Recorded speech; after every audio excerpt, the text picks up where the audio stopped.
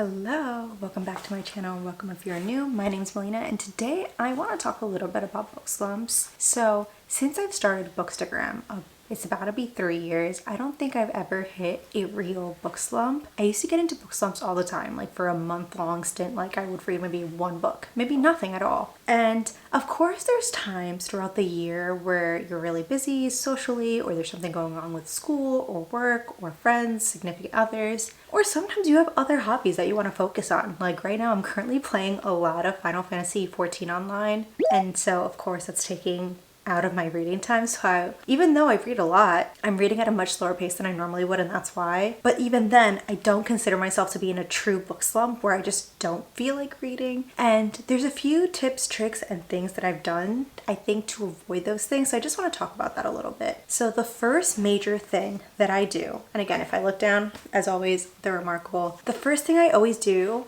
or what I consistently do, is switch out of genres. I make sure that I don't read too many of the same genre. I feel like I find myself not only comparing plot points very closely, or you get bored of certain tropes that tend to happen between like certain genres. Like for example, if I read like 5 romances in a row, I'll be like, oh man, and this again, or you'll compare, like if this was a friends to lovers and this was a friends to lovers, you just find yourself not enjoying it as much as if it was like more fresh on your mind. And so I tend to usually add a fantasy, a few romances, maybe a sci-fi or a thriller throughout the month. And I find that way when you break it up, you come back to it and you enjoy it a little bit more than if you were to just read it back to back. So I think that's a big thing, and I feel like people who typically only read one genre, I feel like tend to have more issues with the book slump issue. Another big thing I like to do, and even though I do keep a TBR because I like to have goals to try to read some of the books I own, I do think it's also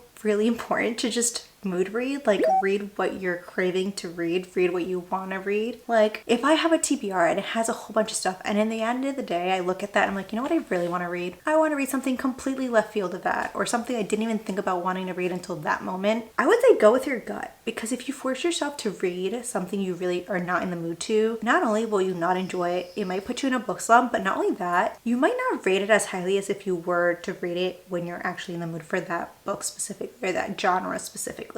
Now, there are exceptions to the rule, because I, for example, tend to put off maybe more challenging books, or I tend to put off books that I know are going to be more of a sad, deeper meaning. I mean, yes, don't read sad books when you're not in the mood for them, but sometimes I put those books off because of the fact that I think they're going to be challenging, even though I think they're going to be really good. And I think at that point, I think it is important to kind of force yourself when you're in a book mood to read those really good books that are kind of on the challenging side. Like I've been putting off Babel, I think, for like 2 years now, and I will get to it. But like that's an example of something that like I've been wanting to read, and like there's certain things that you should just put on your TBR even if you're not really in the mood for, but that's like a 1 book exception usually in your whole TBR. The usual rule of thumb is if you're not in the mood for what you thought you were going to want to read that month, just skip the TBR that month. It's not a big deal. Like, you know, TBRs are supposed to be personal choices to help you read more, or help you read things that you think you're going to want to read throughout the month, or challenge yourself to read something outside of your like comfort zone. But it's okay if you don't have a TBR for like 1 month or 2 months or even a year. Like it's not a big deal. Next on my list, I put soft DNF any book that feels like it's dragging on. So sometimes you're reading a book and you're like, you know what? This feels like it's taking forever to read. And if you're a person who doesn't DNF it, just soft enough. Just come back to it later. Like I've been technically reading The Secret History probably since February. I read like 150 pages and I just gave it a soft enough. It wasn't even like a very like mental thing that I thought about doing too much. It was more so the fact that like it just felt like it was taking forever to get through. And it's kind of funny, I stopped at a point where it was really picking up, but even then I just felt like I was stuck reading this book, and I said, you know what, I think I really want to enjoy it, so I will come back to it later. And no pressure, you know, I'll get to it when I get to it. Like again, fucking reading is for enjoyment. I mean, it could be for academics, but I read predominantly for enjoyment, and so it has to feel fun. Another thing that I sometimes do, I reread a book that I already know I love. Like if you're in the mood for fantasy and you're like, oh, I don't really know what I'm gonna do, what I want to read, and you feel stuck, reread a series you want to read again. or reread a book. Like I think next month I'm planning on doing a beach reread. You know, like it's one of my favorite Emily Henry books, but I read that book maybe 3-4 years ago, and I think it's the perfect time to do a reread, have it fresh in my mind, because it was one of my favorites when I originally read it. I think rereading sometimes is not only fun because it gives you the nostalgic feeling of something, maybe it took you back to that place when you were originally reading it, but it helps you reappreciate books, and maybe helps you reread it faster because you kind of know where it's going to go, so you don't really feel that, oh, maybe I'm not going to like it, because you already know you're going to like it. Another thing that I do is sometimes I read a book I don't think I'm going to like. I know that sounds so weird, but I feel like there's sometimes something really enjoyable about that no pressure, like hate read. Like I'll choose a romance book where I'm like, I feel like this is gonna be all the tropes I hate. This is gonna be like, you know, just not the best. I know it's not gonna be that work of art. And honestly, I think that's fine. Like I'm a person who personally enjoys like trash reality TV every once in a while. And so I feel like sometimes it's okay to read that trash book.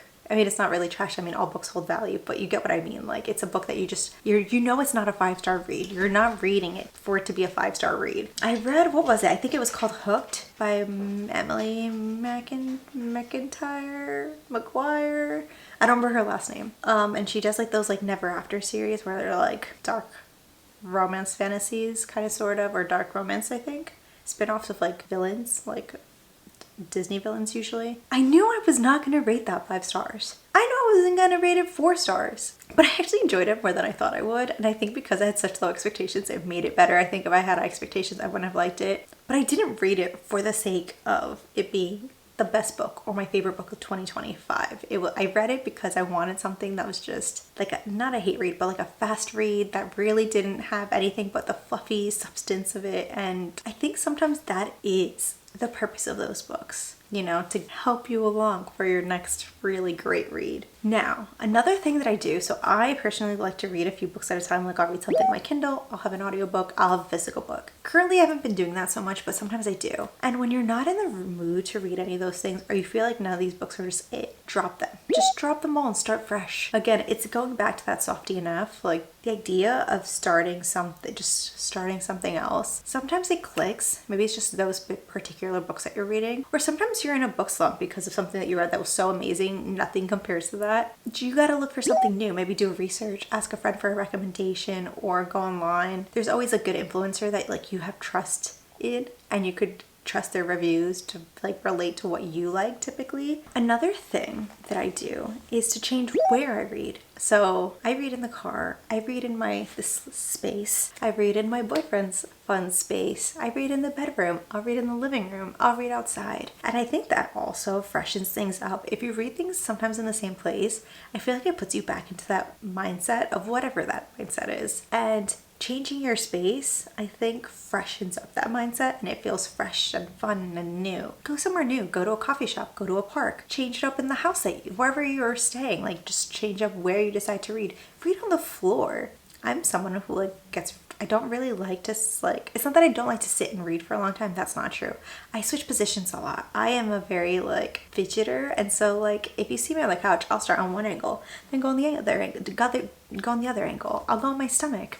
I'll go back to my back, and then I'll bring my knees up or crisscross and the same thing. I'll walk to a different part of my apartment and just start reading somewhere else. I think there's something nice about feeling like you're in a place you normally wouldn't be to read. I think that's really fun. I would say another thing is to read a short story. Something about when you feel like you can't read and you push through it by reading something really short, like 150 pages or less. Something you could read in a sitting or in a day and a half or so, depending on how your pace of reading. It feels so nice when you feel like you're not in the mood to read anything and you finish this book because you're like, wow, I did it. I read a book. I count it towards my reading goal. So I just feel like there's something you feel accomplished even though you were feeling stuck, that you got through this book. And I feel like those short stories are the perfect way to do so. I was reading Abba Jimenez's, what is it called? The Fall Guy? Maybe that's not what it's called. I feel like it is called The Fall Guy. I'll put it here. But I read it so fast and I was like, wow, I finished a book already. This feels so nice. It puts you in that good mood to be like, yeah, I read something and I finished it in one sitting, and Even if it's short, it doesn't matter. Like it mentally tricks you into like keeping it up, you know? And at the end of the day, reading is for fun, as I said before.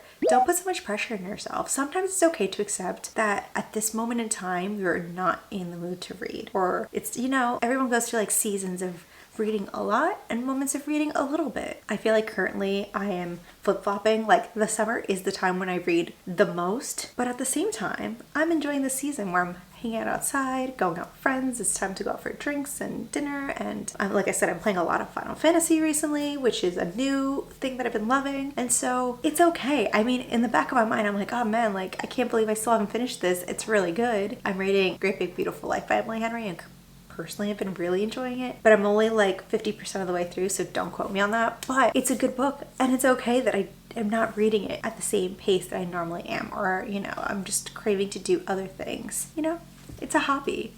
Reading is for fun. So I just thought I would give you some tips because I feel like some people get stuck in these big book slumps, and I don't think they consider some of these things that they're really easy to do, and they help refresh your mind and the mood for reading, at least for me. And this is as someone who used to, like I said, go through like a month-long book slump where I'll read like one book that month. I haven't had that issue in many years too. I would say going on 3. I haven't had a single book slump because I think it's because I'm reading multiple genres. I think that keeps it, for me, is the biggest thing. What do you guys do to get yourself out of a book slump? Have you had one before? Have you never struggled with like not wanting to read? Which is a great problem to not have. Let me know in the comments down below. As always, please give us a like. I want to hear your thoughts, and I'll see you in the next one.